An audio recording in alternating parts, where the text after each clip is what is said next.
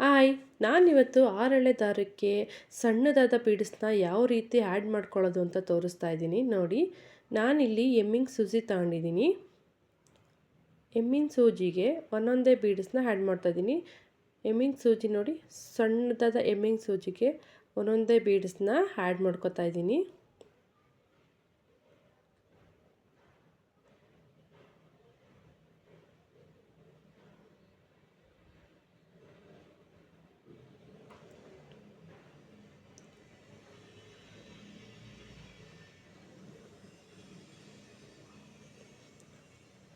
ನೋಡಿ, ಕಾಣಿಸ್ತಾ ಇದೆಯಾ?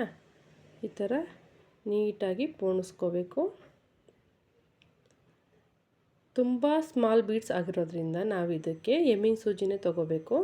ಎಮ್ಮಿಂಗ್ ಸೂಜಿ ತೊಗೊಂಡು ಮಾಮೂಲಿ ಬಟ್ಟೆ ಸ್ಟಿಚ್ ಮಾಡೋದಕ್ಕೆಲ್ಲ ಯೂಸ್ ಮಾಡ್ತೀವಲ್ಲ, ಅದೇ ದಾರಕ್ಕೆ ಪೋಣಿಸ್ಕೊತಾ ಇದ್ದೀನಿ ನಾನು.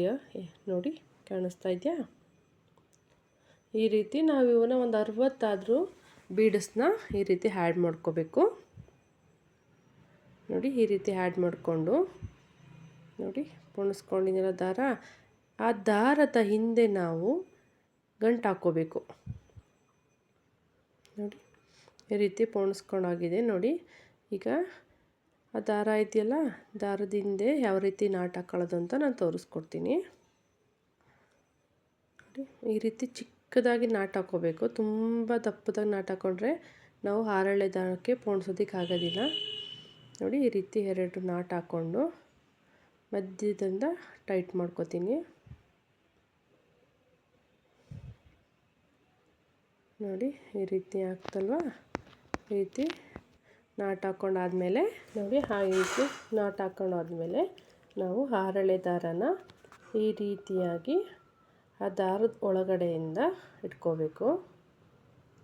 ನೋಡಿ, ಕಾಣಿಸ್ತಾ ಇದೆಯಾ? ಈ ರೀತಿ ಇಟ್ಕೊಂಡ್ರೆ ನೀಟಾಗಿ ಕಾಣಿಸ್ತಾ ಇದೆಯಾ? ಈ ರೀತಿ ಎಳ್ಕೊಳ್ಳಿ, ಸ್ವಲ್ಪ ಉದ್ದ ಬಿಟ್ಕೊಳ್ಳಿ.